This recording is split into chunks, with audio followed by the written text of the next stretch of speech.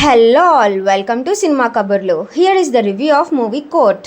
Movie చాలా బాగుంది భయ్య. ఒక కోర్ట్ డ్రామాని రియలిస్టిక్ వేలో అండ్ ఒక మంచి పాయింట్ ఆడియన్స్కి గట్టిగా రీచ్ అయ్యేలా కాదు కనెక్ట్ అయ్యేలా డైరెక్టర్ రామ్ జగదీష్ గారు మూవీని తీసి చూపించారు. యాక్చువల్లీ ఇతను మన వైజాగ్ అతనే అని మీలో ఎంతమందికి తెలుసు?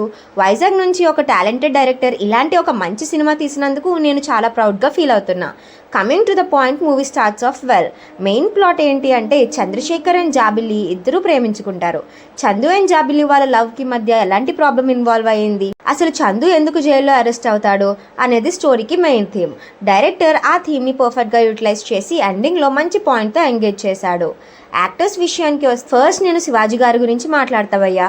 యాక్చువల్లీ శివాజీ గారు one of the finest actor. అతనికి మళ్ళీ చాలా గ్యాప్ తర్వాత ఒక పర్ఫెక్ట్ క్యారెక్టర్ పడింది అని నేను మూవీ చూశాక స్ట్రాంగ్గా బిలీవ్ చేశా. ఇన్ఫ్యాక్ట్ ఆయన స్క్రీన్ ప్రెజెన్స్తో ఆడియన్స్ని భయపెట్టించేశారు.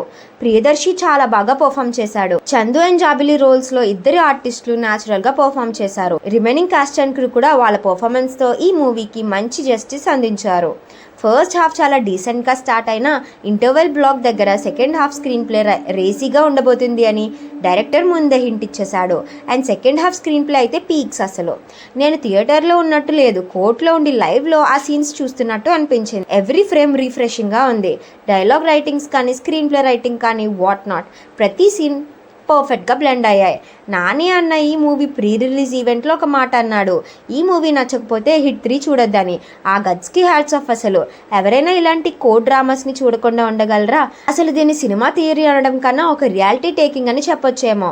సాంగ్స్ అండ్ బ్యాక్గ్రౌండ్ స్కోర్ కూడా మూవీకి మంచి సోల్ ఇచ్చింది. సో ఫైనల్గా ఈ మూవీ గురించి నేను చెప్పేది ఏంటంటే, ఎవరైతే ఈ మూవీని మిస్ అవుతారో వాళ్ళు ఖచ్చితంగా ఒక మంచి సోల్ ఉన్న మూవీని మిస్ అవుతున్నట్టే. సో ఏం ఆలోచించకుండా మీ ఫ్యామిలీతో పాటు వెళ్ళి ఈ మూవీని చూడండి, మీకు కూడా తప్పకుండా నచ్చుతుంది. That's all for the review. ఈ వీడియో నచ్చితే లైక్ చేయండి, షేర్ చేయండి, అలాగే సబ్స్క్రైబ్ చేసుకోవడం మర్చిపోకండి.